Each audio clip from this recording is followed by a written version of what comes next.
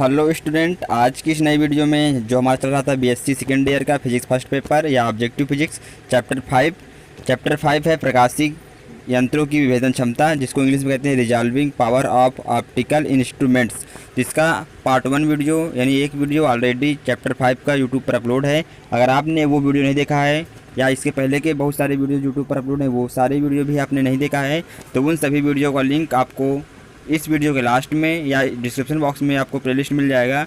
वहां से आप क्लिक कर वो सारे वीडियोस देख सकते हैं। जितने भी चैप्टर 1 से लेकर चैप्टर 5 तक जितने भी सारे वीडियोस यूट्यूब पर अपलोड हैं, आप सभी को देख सकते हैं प्लेलिस्ट पर क्लिक कर तो वहां से आप सारी वीडियोस को देख सकते हैं। तो आज की इस नई वीडियो में हम चैप्टर 5 का जो वहाँ चल रहा था पार्ट 1 वीडियो यूट्यूब पर वीडियो अपलोड है, तो आज की इस वीडियो में हम चैप्टर 5 का पार्ट 2 वीडियो के कुछ क्वेश्चन देखेंगे। तो इस वीडियो में हम चैप्टर 5 के पार्ट 1 वीडियो में जितने भी हम क्वेश्चन डिस्कस कर चुके हैं, तो उसके आगे के क्वेश्चन हम देखेंगे इस वीडियो में, यानी चैप्टर 5 का ये पार्ट 2 वीडियो है। अगर आप इस चैनल पर नए हो तो चैनल को सब्सक्राइब जरूर कर लीजिए और बेल आइकन भी जरूर प्रेस करें, ताकि आपको आने वाली वीडियो का नोटिफिकेशन मिलता रहे। इस चैनल पर लगातार ऐसी वीडियो आती रहती हैं, तो आप चैनल को सब्सक्राइब जरूर कर लीजिए और हमें सपोर्ट करिए। वीडियो को स्टार्ट करते हैं बिना टाइम को इन्वेस्ट किए, तो देख लेते हैं क्वेश्चन को। तो हमने पार्ट 1 वीडियो में 20 क्वेश्चन तक देखे थे, तो आज की इस वीडियो में हम क्वेश्चन नंबर 21 से स्टार्ट करेंगे। तो जो हमारा क्वेश्चन 21 है वो है ग्रेटिंग की विभेदन क्षमता और विक्षेपण क्षमता में क्या संबंध है, ये हमको बताना है। इसके लिए 4 ऑप्शन गिवन है ABCD, जिसमें से 1 ऑप्शन ही करेक्ट आंसर है। तो जो ग्रेटिंग की विभेदन क्षमता और विक्षेपण क्षमता में जो रिलेशन होता है वो होता है विभेदन क्षमता जो है वो इक्वल टू होता है, विभेदन क्षमता बराबर होता है संपूर्ण द्वारक के इंटू विक्षेपण क्षमता के, यानी संपूर्ण द्वारक और विक्षेपण क्षमता के गुणनफल को विभेदन क्षमता कहते हैं। तो विभेदन क्षमता और विक्षेपण क्षमता में जो रिलेशन है वो है विभेदन क्षमता इक्वल टू संपूर्ण द्वारक इंटू विक्षेपण क्षमता। तो इस क्वेश्चन का जो ऑप्शन बी है, ऑप्शन बी इसका करेक्ट आंसर हो जाएगा, यानी क्वेश्चन नंबर 21 का ऑप्शन बी करेक्ट आंसर होगा। अगला क्वेश्चन है क्वेश्चन नंबर 22 है, जब प्रिज्म से श्वेत प्रकाश गुजारा जाता है तो यह श्वेत को प्रकाश विभिन्न रंगों में अलग अलग विभाजित कर देता है। इस घटना को कहते हैं ऑप्शन ए रंगों का विभाजित होना, ऑप्शन बी वर्ण विभेदन, ऑप्शन सी वर्ण विक्षेपण, ऑप्शन डी बी व सी दोनों। यानी प्रिज्म में जब सूर्य की किरणें पड़ती है या श्वेत प्रकाश गुजारा जाता है तो यह श्वेत को प्रकाश विभिन्न रंगों में अलग अलग विभाजित कर देता है। यानी ये जो सूर्य की किरणें आ रही है या जो श्वेत प्रकाश है, इसको ये 7 रंगों में विभक्त कर देता है। ये आपने इसको हाई स्कूल में भी पढ़ा होगा, क्लास 12th के फिजिक्स में भी पढ़ा होगा। यानी जो होता है वो विबज्योर, इसका यानी क्रम है VIBJYOR, जिसे हिंदी में कहते हैं बैजनी हपीनाला। ये ट्रिक है याद करने का, यानी सबसे कम तरंग दैर्ध्य से तरंग दैर्ध्य के बढ़ते हुए क्रम में बैजनी हपीनाला। ऐसे भी इसको लोग हाई स्कूल में और क्लास 12th में याद करते हैं। जैसे क्वेश्चन पूछ लिया जाता है कि यानी तरंग दैर्ध्य के बढ़ते हुए क्रम में लिखिए, तो सबसे कम बैगनी का, उसके बाद जामुनी का, उसके बाद नीला का, उसके बाद हरा का, उसके बाद पीला का, फिर नीला का, फिर लाल का, जो क्रम होता है। तो जब श्वेत प्रकाश किरणें गुजारा जाता है प्रिज्म से तो वहाँ पे वर्ण विक्षेपण होता है और वह श्वेत प्रकाश 7 रंगों में विभक्त हो जाता है। तो क्वेश्चन नंबर 22 का जो है वो ऑप्शन सी इसका करेक्ट आंसर हो जाएगा। अगला क्वेश्चन है क्वेश्चन नंबर 23 है, वर्ण विक्षेपण क्षमता किसे कहते हैं। ऑप्शन ए है प्रकाशिक यंत्र के विभेदन करने की योग्यता को, ऑप्शन बी है प्रकाशिक यंत्र के विक्षेपण करने की योग्यता को, ऑप्शन सी है वर्ण विक्षेपण को, ऑप्शन डी है उपरोक्त में से कोई नहीं। तो वर्ण विक्षेपण क्षमता किसे कहते हैं, तो जो वर्ण विक्षेपण क्षमता होता है वो प्रकाशिक यंत्र के विक्षेपण करने की योग्यता को कहते हैं वर्ण विक्षेपण, और प्रकाशिक यंत्र के विभेदन करने की योग्यता को कहते हैं विभेदन क्षमता कहते हैं। तो क्वेश्चन में हमसे पूछ रहा है वर्ण विक्षेपण, तो प्रकाशिक यंत्र के विक्षेपण करने की योग्यता को वर्ण विक्षेपण कहते हैं, वर्ण विक्षेपण क्षमता कहते हैं। क्वेश्चन नंबर 23 का ऑप्शन बी इसका करेक्ट आंसर होगा। नेक्स्ट क्वेश्चन है क्वेश्चन नंबर 24 है, एक ग्रेटिंग की विभेदन क्षमता 90,000 है। 5000 एंगस्ट्रॉम तरंग दैर्ध्य के क्षेत्र में उन 2 तरंग दैर्ध्यों का न्यूनतम मान क्या होगा जो ग्रेटिंग द्वारा विभेदित होती हैं। इसके लिए 4 ऑप्शन गिवन है, जिसमें से 1 ऑप्शन ही करेक्ट आंसर है। तो जो पहले देख लेते हैं क्वेश्चन में क्या क्या गिवन है। तो विभेदन क्षमता गिवन है 90,000 रुपये, विभेदन क्षमता है 90,000। विभेदन क्षमता क्वेश्चन में गिवन है, विभेदन क्षमता इक्वल टू 90,000, ये क्वेश्चन में गिवन है। और लेमडा की वैल्यू क्वेश्चन में गिवन है 5000 एंगस्ट्रॉम, और हमसे क्वेश्चन में पूछा गया है 2 तरंग दैर्ध्यों का न्यूनतम मान क्या होगा, यानी डेल्टा लेमडा की वैल्यू हमसे पूछा गया क्वेश्चन में। तो देखते हैं इसको हम कैसे सॉल्व करते हैं। तो इस तरह के बहुत सारे क्वेश्चन हमने पार्ट 1 वीडियो में देखा है, पार्ट फर्स्ट वीडियो में। अगर आपने पार्ट फर्स्ट वीडियो नहीं देखा है तो इस वीडियो को देखने के बाद आप वो वीडियो ज़रूर देख लीजिए, क्योंकि वो वीडियो बहुत ही इंपॉर्टेंट है, क्योंकि उस टॉपिक पार्ट 1 से बहुत सारे क्वेश्चन इस वीडियो में आपको मिलेंगे। तो आप पार्ट 1 वीडियो अगर नहीं देखें तो वो वीडियो जरूर देख लीजिए, इसमें बहुत सारे इंपॉर्टेंट फार्मूले भी डिस्कस किए गए हैं। तो देखते हैं इसको हम कैसे सॉल्व करेंगे। तो जो ग्रेटिंग की विभेदन क्षमता का फार्मूला होता है, विभेदन क्षमता इक्वल टू होता है लेमडा अपान डेल्टा लेमडा, यानी wavelength upon change in wavelength के रेशियो को विभेदन क्षमता कहते हैं। तो क्वेश्चन में हमको विभेदन क्षमता की वैल्यू गिवन है 90,000, तो हम 90,000 रख लेंगे। यहाँ पे है विभेदन क्षमता, तो 90,000 इक्वल टू लेमडा की वैल्यू क्वेश्चन में गिवन है 5000 एंगस्ट्रॉम अपान डेल्टा लेमडा हमको निकालना है। तो डेल्टा लेमडा यहाँ से हम पक्षांतर कर या त्रिज्यक गुणा कर यहाँ से सॉल्व कर लेंगे। जब हम इसको त्रिज्यक गुणा करेंगे तो डेल्टा लेमडा इक्वल टू हो जाएगा 5000 अपान 19,000। तो आप ट्रांसफ़र करेंगे, इसको पक्षांतर करेंगे तो ऐसे ही आएगा। तो 0 से 0 कैंसिल आउट हो जाएगा, 1 0 से 1 0 हो जाएगा, फिर 1 0 से फिर 1 0 हो जाएगा, यानी ये आ गया, यहाँ से आ गया 5/90 आ गया।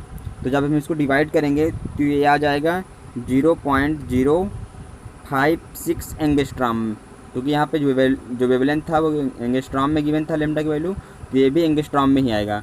आप 5 को 90 से डिवाइड करेंगे तो ये 0.056 ही आएगा। आप इसको डिवाइड करके चेक कर लीजिए, मैंने चेक किया है। तो जो 5 को हम 90 से डिवाइड करेंगे तो 0.056 ही आएगा। तो इसका जो आंसर हो जाएगा 0.056 एंगस्ट्रॉम। तो क्वेश्चन नंबर 24 का जो ऑप्शन बी है, ऑप्शन बी इसका करेक्ट आंसर हो जाएगा। नेक्स्ट क्वेश्चन है, क्वेश्चन नंबर 25 है, ग्रेटिंग की विभेदन क्षमता ग्रेटिंग अंतराल पर ऑप्शन ए निर्भर करती है, ऑप्शन बी निर्भर नहीं करती है, ऑप्शन सी लेमडा पर निर्भर करती है, ऑप्शन डी इनमें से कोई नहीं। तो ग्रेटिंग की विभेदन क्षमता जो है वो ग्रेटिंग अंतराल पर निर्भर नहीं करती है, क्योंकि जो ग्रेटिंग की जो विभेदन क्षमता है वो लेमडा पर निर्भर करती है। तो ग्रेटिंग की विभेदन क्षमता का जो फार्मूला होता है वो होता है लेमडा अपान डेल्टा लेमडा, और हमसे पूछ रहा है ग्रेटिंग अंतराल पर, तो ग्रेटिंग अंतराल पर निर्भर नहीं करती है, तो ये लेमडा पर निर्भर करती है। तो इस क्वेश्चन का जो ऑप्शन बी है, ऑप्शन बी इसका करेक्ट आंसर हो जाएगा, यानी ग्रेटिंग की विभेदन क्षमता ग्रेटिंग अंतराल पर निर्भर नहीं करती है। तो क्वेश्चन नंबर 25 का ऑप्शन बी करेक्ट आंसर होगा। अब देख लेते हैं नेक्स्ट क्वेश्चन है क्वेश्चन नंबर 26।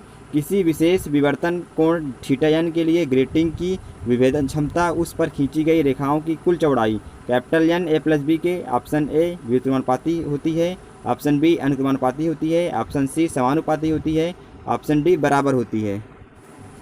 किसी विशेष विवर्तन कोण थीटा के लिए ग्रेटिंग की जो विभेदन क्षमता है उस पर खींची गई रेखाओं की कुल चौड़ाई n के अनुक्रमानुपाती होता है। तो इस क्वेश्चन का जो ऑप्शन बी है, ऑप्शन बी इसका करेक्ट आंसर हो जाएगा, यानी किसी विशेष विवर्तन कोण थीटा के लिए ग्रेटिंग की विभेदन क्षमता उस पर खींची गई रेखाओं की कुल चौड़ाई कैपिटल N के अनुक्रमानुपाती होता है। ये एकदम थ्योरी बेस्ड क्वेश्चन है, बहुत ही सिंपल सा क्वेश्चन है। अगर आपको थ्योरी मालूम है तो आप इसका आंसर बहुत ही आसानी से कर सकते हैं। देख लेते हैं नेक्स्ट क्वेश्चन। अगला क्वेश्चन है क्वेश्चन नंबर 27। वर्ण विक्षेपण क्षमता का गणितीय रूप होता है, ऑप्शन ए वर्ण विक्षेपण क्षमता omega equal to d theta upon d lambda, option B d theta into d lambda, option C d lambda upon d theta, option D इनमें से कोई नहीं। तो वर्ण विक्षेपण क्षमता को हम ओमेगा से लिखते हैं। वर्ण विक्षेपण क्षमता ओमेगा इक्वल टू जो इसका गणितीय रूप होता है वो d theta upon d lambda होता है इसका फार्मूला, यानी वर्ण विक्षेपण क्षमता equal to d theta upon d lambda. तो क्वेश्चन नंबर 27 का ऑप्शन जो ए है इसका, ऑप्शन ए इसका करेक्ट आंसर होगा। नेक्स्ट क्वेश्चन है क्वेश्चन नंबर 28। प्रकाशहीन बिंदु वस्तुओं के लिए दूरदर्शी की विभेदन क्षमता का मान क्या होगा यदि संख्यात्मक द्वारक की वैल्यू दिया गया क्वेश्चन में 0.12 और काम में लाए गए प्रकाश का तरंगदैर्ध्य है 6000 एंगस्ट्रॉम। तो हमसे पूछा गया क्वेश्चन में विभेदन क्षमता क्या होगा। Option A 2 × 10⁵, option B 4 × 10⁵, option C 4.5 × 10⁵, option D 5 × 10⁵। तो हमको बताना है दूरदर्शी की विभेदन क्षमता। तो प्रकाशहीन बिंदु वस्तुओं के लिए जो दूरदर्शी की विभेदन क्षमता का फार्मूला होता है, तो विभेदन क्षमता को हम आर से लिखते हैं। प्रकाशहीन वस्तुओं के लिए दूरदर्शी की विभेदन क्षमता आर इक्वल टू तो संख्यात्मक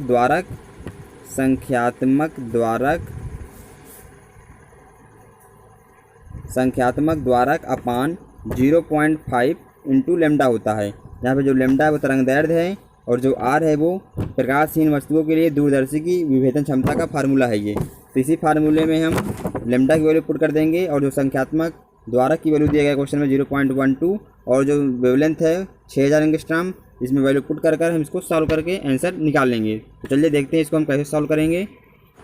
तो चलिए लेमडा की वैल्यू और संख्यात्मक द्वारा की वैल्यू फार्मूला में पुट करते हैं। तो ये हो जाएगा R इक्वल टू संख्यात्मक द्वारा 0.12 है, तो संख्यात्मक द्वारा की वैल्यू 0.12 है, तो इसको रख देंगे into upon 0.5 into lambda. Lambda question में गिवन है 6000 एंगस्ट्रॉम, तो इसको हम लिख लेंगे 6000 एंगस्ट्रॉम में है, इसको हम मीटर में लिखेंगे। तो 1 एंगस्ट्रॉम में 10⁻⁻10 मीटर। तो इसको हम सॉल्व करेंगे तो इसको पॉइंट से पॉइंट दशमलव काटेंगे तो ये हो जाएगा ये 12/50 हो जाएगा। यानी दशमलव से 1 दशमलव कटेगा तो 1.2/5, फिर दशमलव एक स्थान ले जाएंगे तो 10 का मल्टीप्लाई कर देंगे ऊपर नीचे, तो हो जाएगा ये 12/50 और नीचे है 10⁻⁻10, तो 3 जीरो हो जाएगा यहाँ से 10⁻⁻7, ये 10⁻⁻10 + 3 तो हो जाएगा 10⁻⁻7, ऊपर ले जाएंगे तो हो जाएगा ये 10⁻+7 और इंटू नीचे 6 है। तो इसको थोड़ा हम और सॉल्व करेंगे तो हो जाएगा ये 12/5 इंटू 10⁻7 था, तो नीचे से एक जीरो काटेंगे तो ऊपर हो जाएगा 10⁻⁻6 हो जाएगा, यानी +7 था तो ये हो जाएगा 6 10⁻6। तो इसको हम डिवाइड करेंगे, तो इसको हम सॉल्व करेंगे तो हो जाएगा ये 4 इंटू 10⁻5। तो इसका जो ऑप्शन बी है इस क्वेश्चन का, ऑप्शन बी इस क्वेश्चन का करेक्ट आंसर हो जाएगा। तो इसको इस क्वेश्चन थोड़ा हम सॉल्व ही कर लेते हैं। तो जो हमारा आया था यहाँ पे 12/5, ऊपर था 10⁻6 था 10⁻6 और अब जो वेवलेंथ था वो 6000 एंगस्ट्रॉम था, तो 6000 में हमने 6 लिखा था और 10⁻−10 में +3 जोड़ दिए थे, यानी 3 जीरो जो था वो घात में चली गई थी, तो यहाँ पे 6 बचा था, तो डिनोमिनेटर में 6 होगा। तो इसको हम 6 से काटेंगे, 6 का नाम 6, 6 दूनी 12, तो ये 2/5 हो गया। 5 का भाग देंगे 2 में तो हो जाएगा ये 0.4 इंटू 10⁻6। तो पॉइंट को हम दाहिनी तरफ खिसकाएंगे तो हो जाएगा ये 4 इंटू 10⁻5। तो आप वैल्यू पुट करने में गलती कभी भी मत करना, जितनी वैल्यू क्वेश्चन में गिवन है वही पुट करना और कोई भी वैल्यू बीच में छोड़ना नहीं। जैसे अभी 6000 था तो हमने 6 मिसप्रिंटिंग कर दी थी, इसलिए ऑप्शन नहीं मिल रहा था। तो 6000 में नीचे 6 है, तो आप 6 से काटेंगे 12 को, 6 दूनी 12, 2/5, 2/5 की वैल्यू 0.4 आएगा इंटू 10⁻6। तो दशमलव को हम दाहिनी तरफ खिसकाएंगे तो एक पावर घट जाएगा, तो 4 इंटू 10⁻5। तो इस क्वेश्चन का जो ऑप्शन बी था, ऑप्शन बी इसका करेक्ट आंसर है, यानी 4 इंटू 10⁻5। देख लेते हैं नेक्स्ट क्वेश्चन। अगला क्वेश्चन है क्वेश्चन नंबर 29।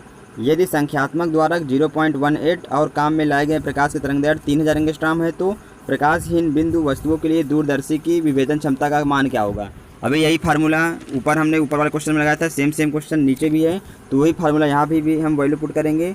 तो जो प्रकाशहीन बिंदु वस्तुओं के लिए दूरदर्शी की जो विभेदन क्षमता है, विभेदन क्षमता इक्वल टू हो जाएगा संख्यात्मक द्वारा का मान 0.5 लेमडा। तो संख्यात्मक द्वारा की वैल्यू गिवन है क्वेश्चन में 0.18 upon 1.0.5 into wavelength. Wavelength question में है 3000 एंगस्ट्रॉम, तो एंगस्ट्रॉम को हम मीटर में लिखेंगे तो 1 एंगस्ट्रॉम में 10⁻−10 मीटर होता है, जिसको चलो थोड़ा हम सॉल्व कर लेते हैं।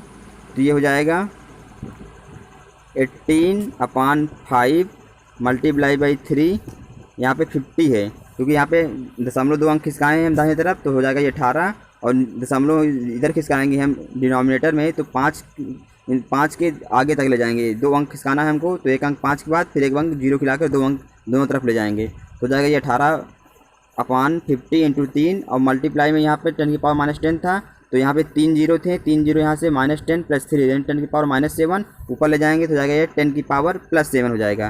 तो यहाँ इसको थोड़ा और सॉल्व कर लेते हैं। तो 3 से काटेंगे इसको, तो 3 का नाम 3, 3 18, तो ये हो जाएगा 6/50। तो इसको हम और आप सॉल्व करेंगे तो इसका जो आंसर आ जाएगा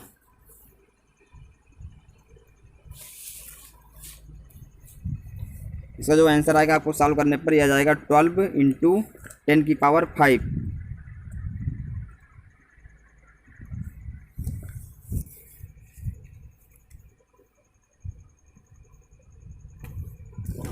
तो इस क्वेश्चन का जो ऑप्शन बी है, ऑप्शन बी इसका करेक्ट आंसर हो जाएगा। तो यहाँ ऑप्शन में भी मिसप्रिंटिंग है, यहाँ पे 10 की पावर -5 है, जो कि सॉल्व करने पर 10 की पावर 5 आ रहा है। जैसे ऊपर वाले क्वेश्चन में जो पावर है वो धनात्मक है, तो इसका जो आंसर होगा वो ऑप्शन डी होगा। अगर इसमें पावर में 10 की पावर -5 की स्थान अगर +5 है तभी ऑप्शन बी करेक्ट होगा, यानी 12 × 10 की पावर +5 है ऑप्शन में, तभी ऑप्शन बी करेक्ट होगा, अन्यथा ऑप्शन डी इसका करेक्ट हो जाएगा, इनमें से कोई नहीं। क्योंकि इसको सॉल्व करने पर जो आया था हमारा 12 × 10 की पावर +5 आया था, -5 नहीं आया था। जैसे ऊपर वाले क्वेश्चन में सभी जो पावर है वो प्लस में है और नीचे वाले ऑप्शन में पावर जो है वो माइनस में है, तो इस क्वेश्चन का जो ऑप्शन डी इसका करेक्ट आंसर हो जाएगा। तो देख लेते हैं नेक्स्ट क्वेश्चन। अगला क्वेश्चन है क्वेश्चन नंबर 30। प्रकाशहीन बिंदु वस्तुओं के लिए दूरदर्शी की विभेदन क्षमता का मान होता है। तो अभी हमने 2 क्वेश्चन सॉल्व किए हैं इसी टॉपिक पर। तो जो विभेदन क्षमता होता है R = वो होता है संख्यात्मक द्वारक अपान 0.5 × लैम्डा होता है। तो ये फार्मूला कब लगेगा? जब प्रकाशहीन बिंदु वस्तुओं के लिए दूरदर्शी की विभेदन क्षमता का ये फार्मूला है। तो इसका जो ऑप्शन बी है, ऑप्शन बी इसका करेक्ट आंसर हो जाएगा। नहीं, R = संख्यात्मक द्वारक अपान 0.5 × लैम्डा। तो क्वेश्चन में हमसे यानी जो एग्जाम में पूछा जाता है क्वेश्चन, उसमें संख्यात्मक द्वारक की वैल्यू दे देते हैं और लैम्डा की वैल्यू दे देते हैं। तो हमसे पूछ लिया जाता है प्रकाशहीन बिंदु वस्तुओं के लिए दूरदर्शी की विभेदन क्षमता। तो इसी फार्मूले में हम रख कर वैल्यू पुट कर आंसर निकाल लेंगे। अभी हमने इसका 2 क्वेश्चन देख चुके हैं कैसे हम सॉल्व करते हैं। आई होप ये क्वेश्चन आपको समझ में आए होंगे। तो बढ़ते हैं अपने अगले क्वेश्चन की तरफ। नेक्स्ट क्वेश्चन है क्वेश्चन नंबर 31 है। एक सूक्ष्मदर्शी द्वारा 2 स्वयं प्रकाशित स्रोतों के विभेदन के लिए जिनके बीच की दूरी 4 × 10 की पावर -5 सेंटीमीटर है उपयोग किया जाता है। यदि प्रकाश का तरंग दैर्ध्य 5461 एंगस्ट्रॉम है तो अभिदृश्यक के संख्यात्मक द्वारक का मान क्या होगा? इसके लिए हमको 4 ऑप्शन गिवन है। ऑप्शन ए है 0.8442, ऑप्शन बी है 0.833, ऑप्शन सी है 8.33, ऑप्शन डी है 0.0833। पहले देख लेते हैं क्वेश्चन में क्या क्या गिवन है। तो क्वेश्चन में गिवन है सूक्ष्मदर्शी द्वारा 2 स्वयं प्रकाशित स्रोतों के विभेदन के लिए बीच की दूरी दिया गया है, इसलिए विभेदन सीमा है। तो विभेदन सीमा की जो वैल्यू है क्वेश्चन में वो गिवन है। विभेदन सीमा = है 4 × 10 की पावर -5 सेंटीमीटर, ये विभेदन सीमा है। और दिया गया है तरंग दैर्ध्य लैम्डा = है वो 5461 एंगस्ट्रॉम। और निकालना क्या है हमको? अभिदृश्यक के संख्यात्मक द्वारक का मान। तो संख्यात्मक द्वारक है वो है म्यू साइन अल्फ़ा, यानी इसकी वैल्यू हमको निकालना है। तो चलिए देखते हैं इसको हम कैसे सॉल्व करेंगे, कौन सा फार्मूला यूज करेंगे। तो हमको विभेदन सीमा की वैल्यू गिवन है और लैम्डा की वैल्यू गिवन है और हमको निकालना है म्यू साइन अल्फ़ा। तो चलिए देखते हैं इसको हम कैसे सॉल्व करेंगे। तो हम इस क्वेश्चन में जो सूक्ष्मदर्शी के लिए विभेदन सीमा का जो फार्मूला होता है वही फार्मूला लगाएंगे। तो सूक्ष्मदर्शी के केस में जो होता है विभेदन सीमा = होता है, सूक्ष्मदर्शी के केस में वो होता है 0.61 लैम्डा अपान म्यू साइन अल्फ़ा, जहाँ पे जो म्यू साइन अल्फ़ा है वो अभिदृश्यक के संख्यात्मक द्वारक का मान है, और जो लैम्डा है वो वेवलेंथ है और विभेदन सीमा हमको क्वेश्चन में गिवन है। तो यहाँ से हम म्यू साइन अल्फ़ा की वैल्यू निकालेंगे तो हो जाएगा ये म्यू साइन अल्फ़ा = हो जाएगा 0.61 × लैम्डा। लैम्डा कितना क्वेश्चन दिया गया है वो है 5461 एंगस्ट्रॉम। तो 1 एंगस्ट्रॉम में 10 की पावर -10 मीटर होता है, तो इसको हम सेंटीमीटर में चेंज करेंगे। यानी एंगस्ट्रॉम में है, इसको हम सेंटीमीटर में लिखेंगे। क्यों लिखेंगे? क्योंकि हमको जो दिया गया है विभेदन सीमा वो सेंटीमीटर में है, इसलिए हम एंगस्ट्रॉम को भी सेंटीमीटर में लिखेंगे। तो 1 एंगस्ट्रॉम में होता है 10 की पावर -10 मीटर, तो इसको हम सेंटीमीटर में चेंज करेंगे तो हो जाएगा ये 10 की पावर -8 सेंटीमीटर। और अपान विभेदन सीमा की जो वैल्यू क्वेश्चन में गिवन है वो है 4 × 10 की पावर -5। चलिए इसको थोड़ा हम और सॉल्व कर लेते हैं। तो हम 0.61 को मल्टीप्लाई करेंगे 5461 से, तो ये हो जाएगा, आप मल्टीप्लाई करके चेक कर लीजिएगा, तो ये आ जाएगा 3331.2 आएगा मल्टीप्लाई करने पर।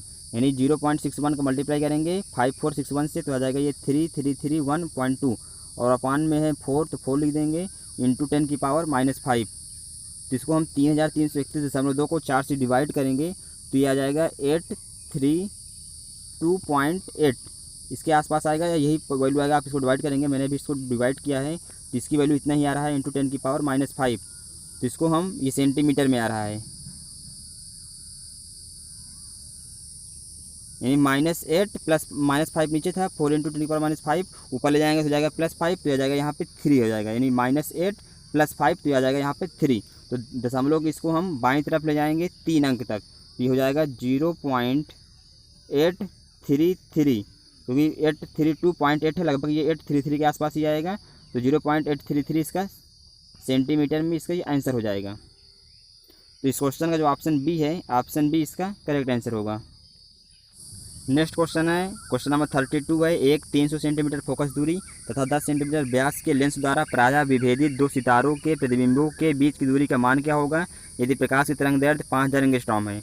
ऑप्शन ए है 0.8 इंटू 10⁻⁵ मीटर, ऑप्शन बी है 1.8 इंटू 10⁻⁵ मीटर, ऑप्शन सी है 18 इंटू 10⁻⁵ मीटर, ऑप्शन डी है 2.8 इंटू 10⁻⁵ मीटर। क्वेश्चन में हमको गिवन है फोकस दूरी एफ इक्वल टू दिया गया है 300 सेंटीमीटर और हमको व्यास दिया गया है डी की वैल्यू वो 10 सेंटीमीटर और लेमडा की वैल्यू गिवन है क्वेश्चन में तरंग दैर्ध्य वो है 5000 एंगस्ट्रॉम। तो इसमें हम कौन सा फार्मूला लगाएंगे, तो जो हमको ज्ञात करना है विभेदित दो सितारों के प्रतिबिंबों के बीच की दूरी R equal to 1.22 F lambda upon D. इसी फार्मूले में हम एफ की वैल्यू रख देंगे, लेमडा की वैल्यू रख देंगे, डी की वैल्यू रख देंगे और इसको सॉल्व करेंगे तो हमें कोई ना कोई एक ऑप्शन मैच कर जाएगा। चलिए एक बार देख लेते हैं कैसे वैल्यू पुट करके इसको सॉल्व करेंगे। चलिए हम वैल्यू को पुट करते हैं फार्मूले पर, तो हो जाएगा ये R equal to 1.22 into F. Focus दूरी कितना था क्वेश्चन में 300 सेंटीमीटर, तो हो जाएगा ये 300 इंटू लेमडा की वैल्यू था क्वेश्चन में 5000 एंगस्ट्रॉम, तो 5000 एंगस्ट्रॉम को हम चेंज करेंगे सेंटीमीटर में। क्यों करेंगे, क्योंकि सभी फोकस दूरी भी सेंटीमीटर में है और व्यास भी सेंटीमीटर में है, तो इसको हम सेंटीमीटर में चेंज करेंगे एंगस्ट्रॉम को, तो हो जाएगा 10⁻⁻8 सेंटीमीटर और अपान में आ जाएगा डी की वैल्यू 10, तो 10 से एक जीरो से जीरो कैंसिल आउट कर देंगे तो हो जाएगा ये 1.22 इंटू 3 इंटू 5 इंटू, तो यहाँ से एक जीरो और यहाँ से 3 जीरो, तो हो जाएगा 4 जीरो, हो जाएगा ये 10⁻⁻8 प्लस 4, तो हो जाएगा ये -4। तो इसको मल्टीप्लाई करेंगे 1.22 को इंटू 3 इंटू 5 को मल्टीप्लाई करेंगे तो यह आ जाएगा 18.30 इंटू 10⁻⁻4। तो दशमलव को हमें खिसकाएंगे बाईं तरफ तो पावर जो है वो धन में एक बढ़ जाएगा, तो जाएगा ये 1.8 इंटू 10 की पावर हो जाएगा -4 था प्लस 1 8 हो जाएगा, तो हो जाएगा ये -3। तो ये मीटर में आया है और देख लेते हैं आप इस सेंटीमीटर में आया है, क्योंकि हम सभी सेंटीमीटर में रखे हैं। फोकस दूरी भी सेंटीमीटर में है और जो व्यास है वो भी सेंटीमीटर में है और जो एंगस्ट्रॉम है वो भी हमने सेंटीमीटर में चेंज किया है, तो ऑप्शन जो है वो मीटर में आ रहा है, तो इसको हम मीटर में चेंज करेंगे तो 100 से डिवाइड कर देंगे तो हो जाएगा ये 1.8 इंटू 10⁻⁻5 मीटर। अगर आपको ऑप्शन सेंटीमीटर में है तो आप इसको टिक करेंगे 1.8 इंटू 10⁻³ सेंटीमीटर। अगर मीटर में ऑप्शन है तो आप 100 को डिवाइड करके जो भी ऑप्शन आए 1.8 इंटू 10⁻5 मीटर, तो इसको हम रखेंगे। तो इसका जो ऑप्शन है ऑप्शन बी इसका करेक्ट आंसर होगा। देख लेते हैं नेक्स्ट क्वेश्चन, जो अगला क्वेश्चन है क्वेश्चन नंबर 33 है। यदि एक दूरदर्शी के अभिदृश्य का व्यास 40 इंच है तो दो तारों के बीच न्यूनतम कोणीय पृथकता सेकंडों में क्या होगी जिसे इसके द्वारा विभेदित किया जा सके। यहाँ पर जो वेवलेंथ है लेमडा इक्वल टू वो 5000 एंगस्ट्रॉम गिवन है। ऑप्शन ए है 0.16 सेकेंड, ऑप्शन बी है 0.24 सेकेंड, ऑप्शन सी है 1.4 सेकेंड, ऑप्शन डी है 0.14 सेकेंड। तो जब आप इसको सॉल्व करेंगे तो इसका जो आंसर आ जाएगा वो 0.14 सेकेंड होगा। तो इस क्वेश्चन का जो ऑप्शन डी है ऑप्शन डी इसका करेक्ट आंसर होगा।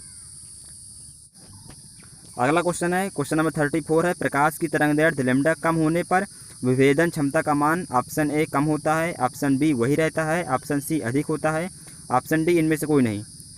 तो जो प्रकाश की तरंगदैर्ध्य लैम्डा कम होने पर विभेदन क्षमता का मान अधिक होता है। क्यों अधिक होता है? क्योंकि जो विभेदन क्षमता है वो इन्वर्सली प्रोपोर्शनल होता है लैम्डा के, और जो विभेदन सीमा है विभेदन सीमा डायरेक्टली प्रोपोर्शनल होता है लैम्डा के।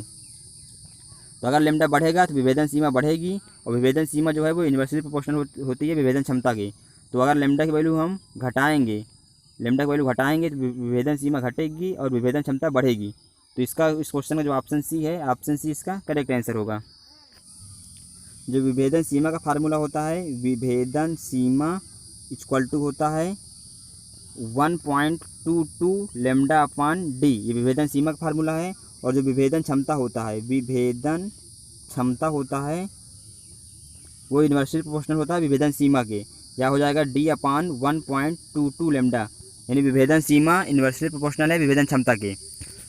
तो इस फार्मूला से आप जान सकते हैं कि जो क्वेश्चन नंबर 34 का ऑप्शन सी वो करेक्ट आंसर होगा।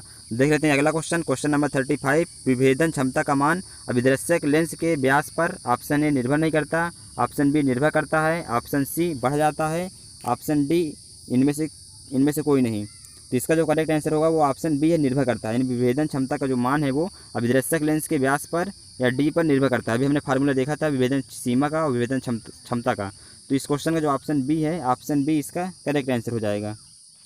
नेक्स्ट क्वेश्चन है क्वेश्चन नंबर 36 है आवर्धन क्षमता का मान स्रोत से प्रकाश की तरंगदैर्घ्य पर ऑप्शन ए निर्भर करता है, ऑप्शन बी निर्भर नहीं करता, ऑप्शन सी 5 पर निर्भर करता है, ऑप्शन डी इनमें से कोई नहीं। तो आवर्धन क्षमता का मान स्रोत से प्रकाश की तरंगदैर्घ्य पर निर्भर नहीं करता है, आवर्धन क्षमता निर्भर नहीं करती है, और विभेदन क्षमता विभेदन सीमा ये सब निर्भर करते हैं। तो क्वेश्चन नंबर 36 का ऑप्शन बी करेक्ट आंसर होगा। अगला क्वेश्चन है क्वेश्चन नंबर 37 और इस वीडियो का लास्ट क्वेश्चन है सूक्ष्मदर्शी की विभेदन क्षमता इसकी विभेदन सीमा के बराबर होती है, ऑप्शन ए है, ऑप्शन बी समानुपाती होती है, ऑप्शन सी की व्युत्क्रम होती है, ऑप्शन डी की व्युत्क्रम नहीं होती है। तो अभी हमने देखा था, ऊपर भी देखे थे कि जो सूक्ष्मदर्शी की विभेदन क्षमता इसकी जो विभेदन सीमा के इन्वर्सली प्रोपोर्शनल होती है या व्युत्क्रम होती है। अगर विभेदन सीमा घटेगी तो विभेदन क्षमता बढ़ेगी, अगर विभेदन क्षमता घटेगी तो विभेदन सीमा बढ़ेगी। तो ऐसे ये इन्वर्सली प्रोपोर्शनल होते हैं एक दूसरे के। तो इसका जो ऑप्शन सी है कि व्युत्क्रम होती है या इन्वर्सली होती है, इन्वर्सली प्रोपोर्शनल होती है। तो क्वेश्चन नंबर 37 का ऑप्शन सी जो है वो करेक्ट आंसर हो जाएगा। और आपको दोनों का फार्मूला भी याद होना चाहिए, क्या होता है विभेदन सीमा का फार्मूला क्या होता है, विभेदन क्षमता का फार्मूला क्या होता है। तो आप फार्मूले भी हमेशा लर्न रखिएगा, सूक्ष्मदर्शी के लिए क्या होता है, दूरदर्शी के लिए क्या होता है, तो ये सब आपको मालूम रहना चाहिए। तो इस वीडियो में इतना ही। आई होप ये वीडियो आपको बहुत ही अच्छा लगा होगा। अगर वीडियो आपको अच्छा लगा हो तो वीडियो को लाइक ज़रूर करें, और चैनल को अभी तक सब्सक्राइब नहीं किया है तो चैनल को भी सब्सक्राइब जरूर कर लीजिए, क्योंकि इस चैनल पर हमेशा ऐसी ही वीडियोज़ आती रहेंगी।